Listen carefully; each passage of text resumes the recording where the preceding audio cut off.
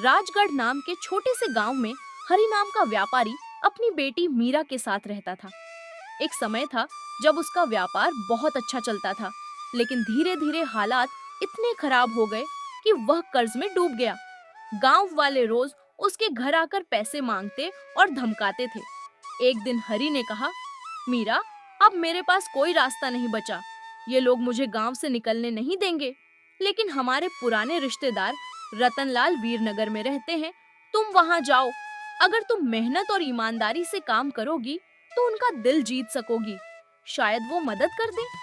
मीरा ने पिता की बात मान ली। जाने से पहले हरि ने कहा, रास्ते में एक छोटी सी कुटिया पड़ेगी जहाँ एक वृद्ध साध्वी रहती है। उनसे जरूर मिलना और उनकी बात ध्यान से सुनना। मीरा जंगल से गुजर रही थी कि उसे वही कुटिया दिखी। अंदर एक शांत साध्वी बैठी थी।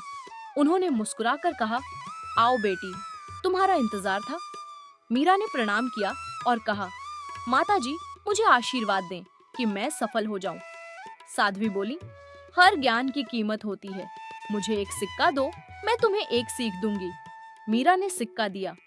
हमेशा सच्चाई का साथ देना, चाहे रास्ता कठिन ही क्यों ना हो, साध्वी ने कहा। दूसरे सिक्के पर उन्होंने कहा, प्यार करो, लेकिन अपने सम्मान से समझौता मत करना। तीसरे सिक्के पर बोली, जिसे मदद की जरूरत हो, उसकी मदद जरूर करना। मीरा ने तीनों बातें याद रखीं और आगे बढ़ गई। मीरा वीरनगर पहुंची और रतनलाल की हवेली में काम मांगा। रतनलाल ने उसे रसोई का काम दे दिया। वहां पहले से 2 नौकरानियां थीं, गुलाबो और परी, जो बेईमानी करती थीं। मीरा ने सच्चाई से काम किया। उसके हाथों का बना खाना रतनलाल को बहुत पसंद आया। अगले दिन जब उन्होंने खुद रसोई में जाकर देखा, तो गुलाबो और परी अनाज में मिलावट कर रही थीं। रतनलाल ने गुस्से में उन्हें निकाल दिया और रसोई की जिम्मेदारी मीरा को सौंप दी। रतनलाल का बेटा सुमित एक सुंदर और घमंडी युवक था। उसने एक रात मीरा से कहा, मैं तुमसे प्रेम करता हूँ। मीरा को साध्वी की बात याद आई। उसने कहा, आप मेरे मालिक के बेटे हैं। मैं किसी गलत काम में शामिल नहीं हो सकती, और दरवाजा बंद कर लिया। अपमानित होकर सुमित ने बदला लेने की ठान ली। उसने गुलाबों के साथ मिलकर मीरा को फंसाने की योजना बनाई।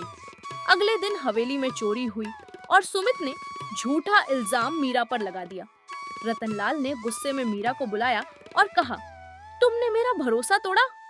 मीरा रोते हुए बोली, मैं निर्दोष हूँ मालिक। पर सुमित ने पिता को मनाया कि उसे सजा दे दी जाए। रतनलाल ने कुछ लोगों को उसे रास्ते में खत्म करने भेजा। मीरा रास्ते में एक बूढ़ी औरत को गिरा हुआ देखती है और उसे उठाकर मदद करती है।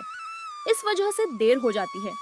उधर उन गुंडों ने गलती से गुलाबों को मार डाला, जिसने उसी दिन लाल कपड़े पहने थे, वही जो मीरा को पहनने को कहा गया था। जब हवेली में खबर पहुंची, सब हैरान रह गए। सच सामने आने में देर नहीं लगी। सुमित की साजिश का पर्दाफाश हो गया। रतनलाल ने रोते हुए कहा, बेटी, मैंने तुम्हें गलत समझा। तुमने सच्चाई और नेकी का रास्ता चुना। ये तुम्हारे लिए मेरी तरफ से इनाम है। अंत मीरा पैसे लेकर अपने गांव लौटी। रास्ते में फिर वही साध्वी मिली। माताजी, आपकी सीख सच साबित हुई, मीरा बोली। साध्वी मुस्कुराई। हर नेकी का फल मिलता है बेटी, बस धैर्य रखना पड़ता है। मीरा घर पहुंची, पिता का कर्ज चुका दिया और दोनों ने नए सिरे से जीवन शुरू किया।